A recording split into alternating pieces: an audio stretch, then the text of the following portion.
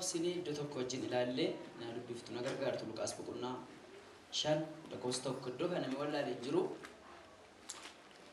maaliif iddoo baay'ee beekamudha.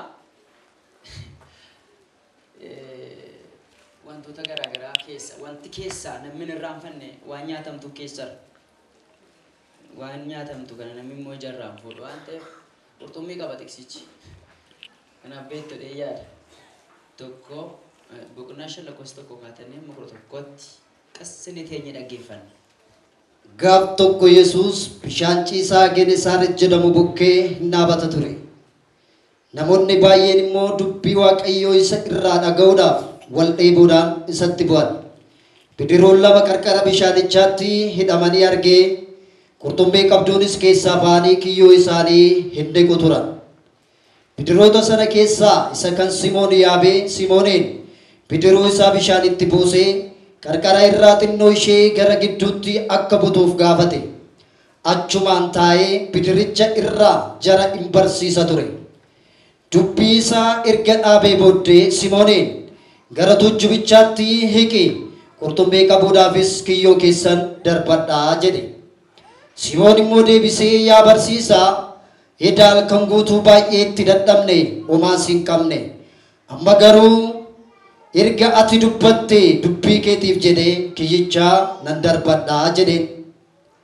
Isaan kiyyoo isaanii yommuu darbatan kiyyoon isaanii amma tarsa'uu ga'utti qurxummii danuu qabatan.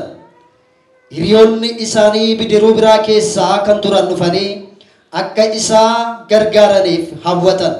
Isaanis dhufanii fi baay'ina qurxummiitiif liqinfamuu amma ga'anitti bidiroota lachuu qurxummiidhaan guutan. Simoon Phexros waan ta'e kana yommuu arge jilba Yesuusitti kufee yaa gooftaa sitti dhiyaachuun anaaf hin ta'u ani nama cubbamaadha jedhe. Simoonii fi isaa wajjin kan turan hundinuu waa'ee qurxummii danuu qabuu isaaniitiif na'anii dinqifatan. Yaaqoobiif Yohaannis ilmaan Zebdiyoosis warri hojiidhaan hiriyoota Simoon turan dubbii kana akkuma warra kaanii raajeffatan. Yesuus yommuu Simooniin hin sodaatin si'achi immoo nama kan walitti qabdu hin taataa jedhe. Bidiroota isaanii gara qarqaraatti erga baasanii booddee hundumaa dhiisanii Yesuusin duukaa bu'anii ameen. Ameen jedha. Ameen. Waaqayyo eebbisu. Waaqayyo gaariidha. Gaariin akka isaas hin jiru. Ameen. Kutaa kana keessatti wanti nuyi arginu wanta gilxii ta'e baay'eedhaa fi wanta gilxii hin taane baay'ee jira. Inni gilxii ta'es inni gilxii hin taanes har'a nu argata. Ameen. Phexros faanii jireenya jedhanii mana ittiin busha jedhanii nama ittiin ta'a jedhanii kan isaan ijoollummaa isaanii kaanii hojjetaniif muuxannoo gurguddaa itti qaban qurxummii qabu. Kan isaan birrii gurguddaa itti argatan, kan isaanii maqaan isaanii ittiin beekame, beekamtiin ittiin argatan, hojiin isaanii, investimentiin isaanii qurxummiidha. Akka amma nuyi yaannutti nama qurxummii qabu jechuun normaalii nama barumsaa xumuree qacaramuudhaaf firas dhabee, horiis dhabee, dookumentis dhabee dhaqee itti gale se'uu dandeenya. Qurxummii qabuun bara Phexros faa sanatti muuxannoo gurguddaadhaa fi taalentii gurguddaa, dandeettii gurguddaa nama gaafata. Qurxummiin biyya sanaa akka biyya kana qurxummii biyya Itoophiyaa gowwaa miidhaaf shaa.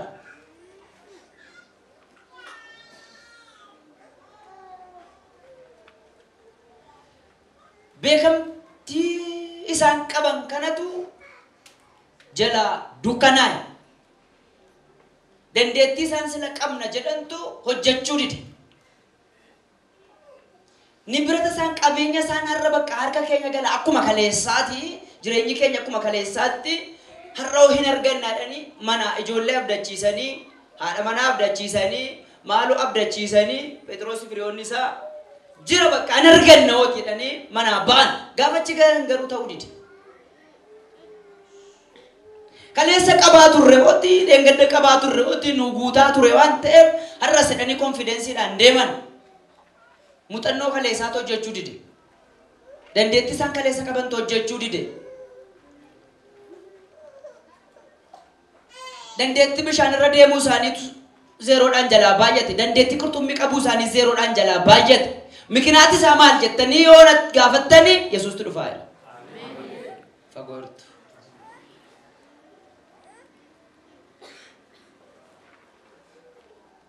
Warri isaanirraa fudhatanii akka faayida warri kun waan akka faayida Phexros fa'aa magaazina gurguddaa baay'ee qabaachuu danda'u. Nuun maaliifitu qurxummii qabuu isaanii xiqqeessinee yaadne isinitti fakkaate nama taraa qurxummii qabuu gara bishaaniitii fuudhee nama walitti qabduu godhee nama taraan turre silumayyuu mucaa cimaa ture. Silumayyuu halkanii guyyaa fiigaa baay'ee hojjeta qorran jedhu aduudhan jedhu waaqayyo sana fiitti dhimman qabu kanaaf Phexrosin barbaade.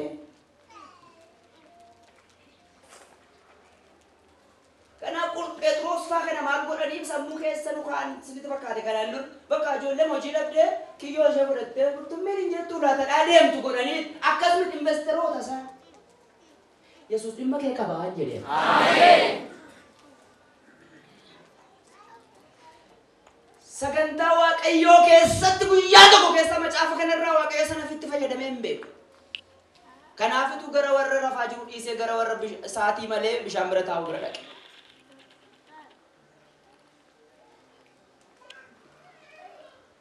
Egaa isaan immoo akkas jedhaa jiru bakka dandeettiin keenya maal ta'edhanii waan dandeettii isaaniitti amananiifitu saatiitti qurxummiin qabamtu sanaa yaalanii sadadhabanitu saatii isheen hin qabamnettis mokkoran.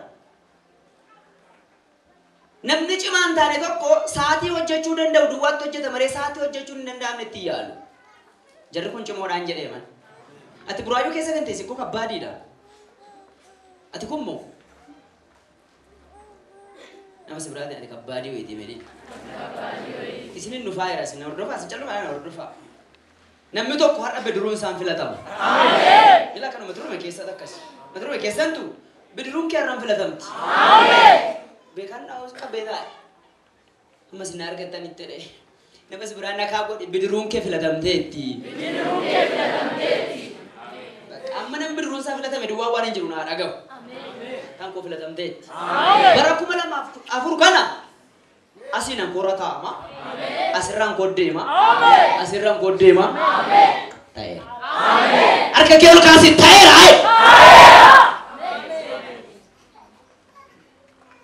Hamman arge keessatti nama Yesuus bidiruu isaa yaabbate kasaree nagare.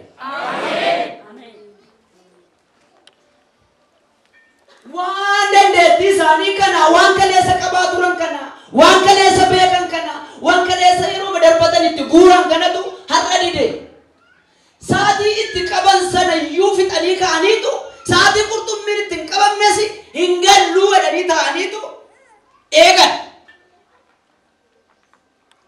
Ergi kiyyoo fannisanii raawwataniis manatti galan miti. Kiyyoo makee fanniftee iyyuu manatti hin galin bira taa'e kiyyoo duwwaa laali.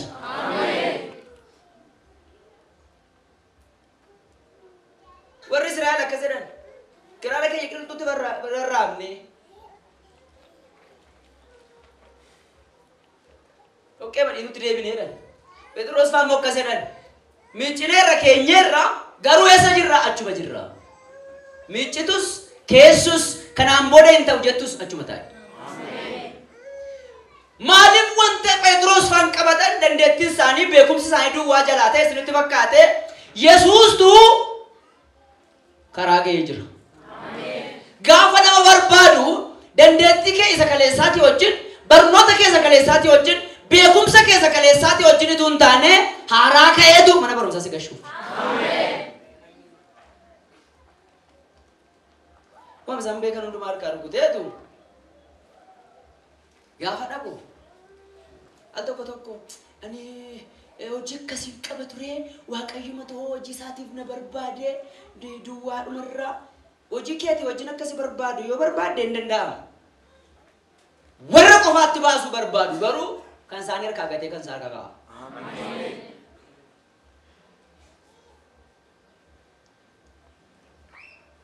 Yoo akka Phexros dandeettii sila ittiin qabu sanatti fuudhee dhaqee waldaa kiristaanaas itti kenne Yesuus. Namni hundumtuu Phexrositti qurxummii fakkaatti. Kanaaf yeroo hundumaa saba bishaanitti naqee ofirra keessa dhaabatee tajaajilaa jechuudha. Sammuu qurxummiitiin akka inni naqu hin barbaanne. Sammuu bara 2013tiin 2014 ittiin dabartu. Haaraan jedhe. Mee warri hangafoonnis quxusuunis hiriyaanis mataa keessa rakkeedha. Waan jedha. Waan 2013 itti yaaltee dadhabde. Iddoo gadhiisee inni kan Yesuus iddoo qabateera. Mee kan Yesuus iddoo qabateera jedhaa. Meemorii inni dandeettiin qaba, taalentiin qaba jedhu sana keessaa darageetu akka inni hin dandeenye itti agarsiisi jalqaba. Al tokko meetuma beekaa taatutu waaqayyo ofettee gowwama wayii tokko taata. Wallaalaan wayii tokko gaafa taatu waamicha kee sirriidha. Akka barbaadan dubbatanii gaafa tajaajiltu, akka barbaadan haasa'anii gaafa tajaajiltu, akka barbaadan barbaadanii gaafa zimmettu maali mankareessoo cimaan ture. Har'aanuu lakkii bokkoo sakareessaan godhu gaafa jedhu waamicha kee sirriidha. Isa booddee dhufeetu namoonni isarraa haasaa dhaga'uudhaafitu itti yaadu. Phexros isaa beekamchi kun jedhanii ilaalanii maal jedhaniitu silaa isa waamu beeka ittuma siqeetu Phexros jedhee maqaa kee waamarra Waaqayyo. Ameen. Naan akkanu mee achi butii bidiruu kee kana achi butee naani akka jedha waan Phexros godhee isinitti agarsiisa. Bishaanitti buuseedha. Bishaanitti buusee jechuun maali? Akkuma bidiruun nan dhumtisee bishaanitti buutu godhe malee hamma Yesuus buti jedhe hin bunne. Buteera akka jechuuti bishaanitti buuseera bishaan biraan geera akka jechuuti malee isa booddeetu maa jedhee bishaanitti buusu miti amma dubbiin eennaani xiqqoo achi moosikii. Itti buustee sadaabachaa jirtu miti amma dubbiin achi si buta waaqa. Ameen. Beeka jiraata achi na buta jedha. Walakkaatti achi na buta jedha. Walakkaa keenyaani daakuufis qabuufis mijataadha.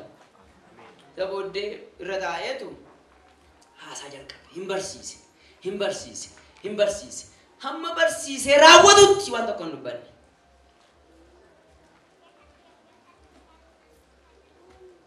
Yesuusin maaltu dhaga'u? Warri mormanis dhagaa turan, warri sarraa fayyadaman dhagaa turan, warri inni fayyisa turan dhagaama turan hundumtu. Yesuusin malee jireenya kisaaraa dhaqa. Gaaf tokko Yoosefii Maariyaamtu mana qulqullummaa keessatti Yesuusin dhiisanii harka wal qabatanii fataa jedhan. Deeman. Isaan haasaa ifataniiru. Yesuus garuu maal ta'eera biraa? Hafeera. Eessatti? Mana qulqullummaatti. Akka barammaa kana. Isaan odeesse akkamii maal goonuree waa'ee makiinaa sana waa'ee manaa sana waa'ee maal jireenya kana ijoollee kana maaliin barsiifna ree maaloo jechuu danda'u ta'a. Yoosef inni warra irraati Maariyaam inni warra irraa.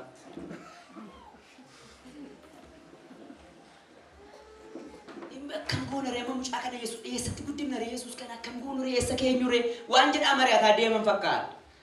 Garuu maaltu dukkan jiru Yesuus? Abbaan dhimmaa dukkan jiru. Abbaan dhimmaa si biraan hafin. Ameen. Abbaan dhimma kee Yesuus duwwaadha. Namni yeroo dhumaaf waan si wajjin dhimma qabu fakkaata malee gaafa lafa gahee dhaabbattee sokkuu qaba. Lafa waan sirraa barbaadu sana amma argatutti malee abaluyyeen ni sokka.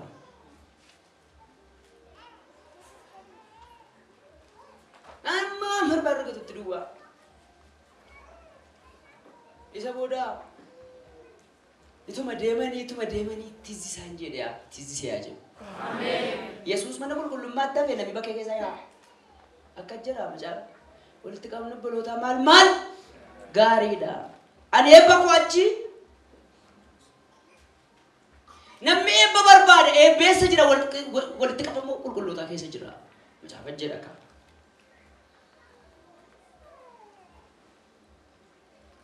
Yesus mana qulqullummaa tafe. Uummata televizyinii jalatti tafte. Qayyarmeetti. Ani faarfadichoon dabbara. Qayyarme. Yesus mana qulqullummaa tafe hin jedhe. Amen. Yesus mulu wangeelii jira. Yesus maqaan Yesus jira. Yesus aswada waldaa bata kana jira. Yesus asii qaala garana jira. Achi jira hin jedhe. Waan hin jedhaa roofnatu beeka. Abbaan dhimma waldaa tafe nu bakkee keessa deemnu. Abbaan dhimma waldaa jira. Kanaafitu Yesus maal jedheeni? Ergi deemanii itti deebi'anii tunnumtu. Allatti barbaadu duree baaleedha. Gaafa namni deebi'ee dhufu silaa. Abbaan barbaade sokkee godaas ga'ee gubbaas ga'ee ammatti lafa dhattee fixutti Yesus mana qulqullummaa jira. Inni uftanii nooraa kaa'edha. Barbaade dhaqii kottatti. Akka barbaade jooriitii akka barbaade gaafatu dhuftu Yesus jira mana qulqullummaa. Lafi hin badde ati kanaan dura eessatti badde deemasi hin jedhamne eessa duwwaadha beektu? Waldaa kiristaanaa duwwaadha. Namni eessatti badde amma kanaan dura sin barbaannu isiniin jedhe jira takka. Inni sun maal isinitti fakkaata waldaan akkas gootu yoo jiraatte waajjira dhaabaa mataa isheetii banachuu qabdi. Namni tokko hakufusi, haka'usi, hadanda'usi, hadadhabus dhufee gaafa harka isaa kennatu ishi kan dhufte jechuudha. Yesuustu jalqabe. Gaafa isaanii wajjin lafa onaa keessa turaniiru kaa. Yoosefaa Phexros, Yoosefii fi Maariyaam akkoo yeroo ajjeesuu jedhan fudhatanii dhossaa turanii maal jedhan fudhatanii iddoo garaa garaa argan. Amma gaafa obbaree maal jedhu hin hafe haa bira. Jarri kun waa isaan godhan hin ilaalaa jedhee. Kaniti akka of qobaa kee deemtu ta'u yoom isinitti fakkaata foormulaa waaqayyootiin akkati of dandeesse ilaaluufi qobaa agarsiisa tokko tokko. Namni ijoollee gaafa daaddisu daaddee jedhaatu walakkaa kee maal godhu? Hin gadhiisa. Maaliif? Akka isin of dandeessu ilaaluuf. Gaafa qobaa taatee bitaa mirga waan tokko dhabdu cheekii taa'arta. Malee du'aan jirtu amiin jedhe. Ameen. Firri bitis mirgis kaleessa harka sii rukutee kottaa bira dhugaa siriin jedhee maal jedhee har'a garuu gaafa ati dhuftu balbala cufattee si gaafa godhu warra mana gaafa gaafa dhu cheekii ta'aa jirta akka of dandeessu ilaaluufi. Isa booda ijoolleen gaafa kuftuu akka isinitti kuftuu isinitti agarsiisa. Pophetti. Keessa tolka.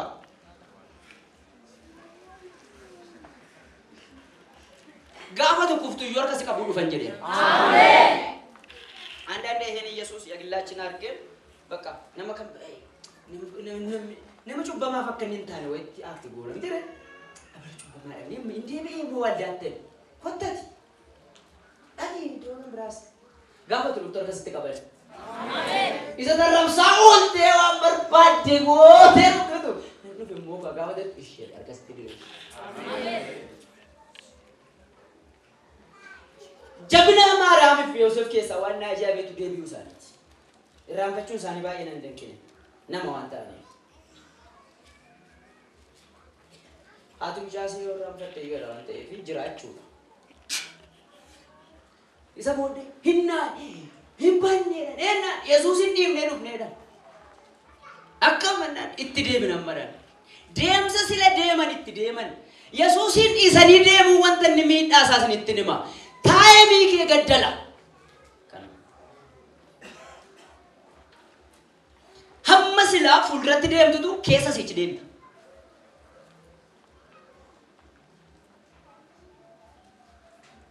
Kanaaf Phexros fa'a amma Yesuus haasa'ee fixutti haasaa kan biraa gidduu hin gashine. Amma Yesuus haasa'ee fixutti haasaa biraa gidduu hin gashine. Namni kun galee fi mee nama si biraatti na amma Yesuus haasa'ee fixutti jedhin. Haasaa kee gidduu hin gashine jedhin. Yesuus gaafa haasa'u namoonni dinqisiifatanii dhaggeeffatu. Ergaa seeraa raawwatee boodatu akkas jedhee. Amma ergi barsiisaa xumureetu akka bootanii achi bitadhaa kaa'edhe. Ofirraa bu'eetu amma kana booda bidiruun ka'ee ergi Yesuus irra taa'eeti isa qabu malu qabu. Amen jedha. Mina masimbiraatti bu'ii bidiruun keedhaani. Yesuusiin jedha. Filatamteetti. Baranaa jedhaani. Isa qabuun sirra jiru sana jedhaani. Qabuun kee dirqama ta'e jedhani. Hallelujah. Amen. Booddee haasa'ee gabbase achisi kaa jennaani.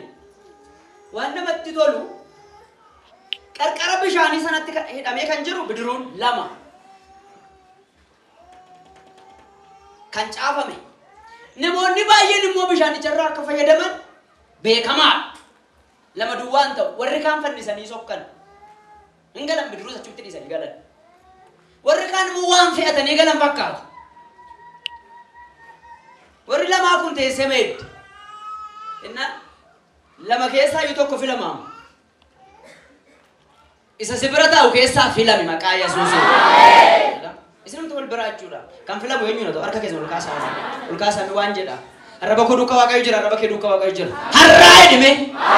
Bidiruun koo jedhime. Filatamteetti.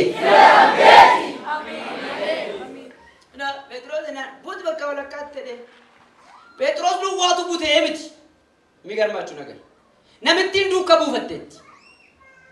Namittiin isheen kan Phexros biratti teertu duukaa buuf Phexrosiin akka kan jedhameen Phexrosiin. Duukaa buufatte seensuun immoo yoo asii biraatiin jedhame duukaa buufadhu waa jira. Amen. Phexros ብቻ አይደለም የታዘዘው እሱ ብቻ ነው።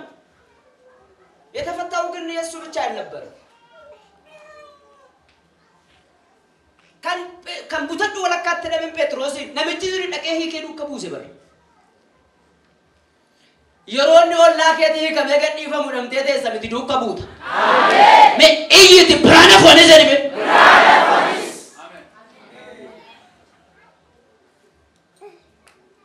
Gaafa sikani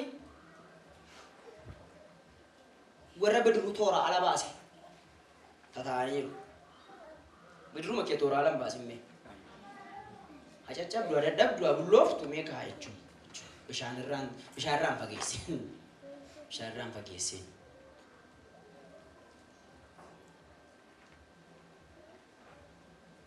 butaattennaan achi siqeetu sagalee kanaan dura Phexros dhageessiseen beene tokko dhagaa mananoo waan jedhu wayi.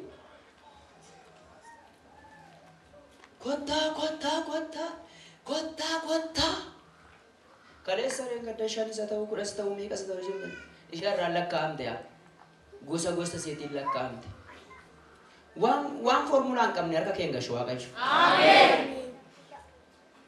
Nan warri bidiruu isaanii gatanii dhimma isin qabne bukkee moggaa dhadhaabbatanii wanta innaan innarraa qobaan danda'amu jedhe. Inni bara 2014 qobaan dandeessu. Ameen. Daboosi barbaachisa. Ameen. Ara sirriitti raajeen gadi sindisaan. Ameen. Bidiruun kee filamtee. Ameen. Kan namootaa keessaa milikkititti godhame. Ameen. Yesuus irra sii taa'ee. Ameen. Ofa Yesuus taa'u silaa salphinni hin jiru. Ameen. Silaa duwwummaan hin jiru. Ameen. Silaa miidhamni hin jiru. Ameen. Kan kee filatamteetti. Ameen. Kan kee filatamteetti. Ameen. Iyyiti kan ku filatamteetti erga.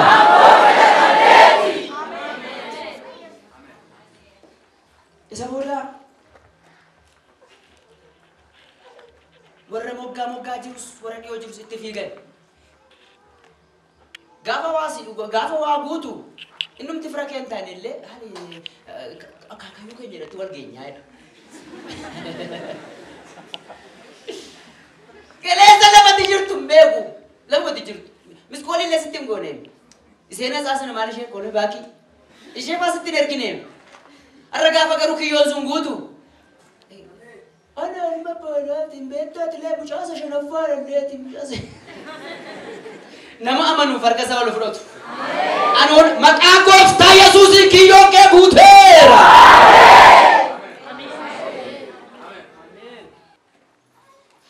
Ergi seenanii booda daboo kadhatan. Kaleessa kophaa masaa kan godhee Phexros godhee ol kaasa. Jeshani zamani kophaa fudhatee bakka waan isa keessa duwwaa fudhatee gad inni ammaa kan biyya ga'u. Ameen. Amma kan kee duwwaa jiraattan miti. Ameen. Namni qophaa. Kan kee duwwaa jiraatta mitiin jedhe. Kan biyya harka kee gasha waaqa. Harka kee ol fuudhee harka koo ganeeraa. Kan dhaloota ga'uuwe. Kan biyya ga'uuwe.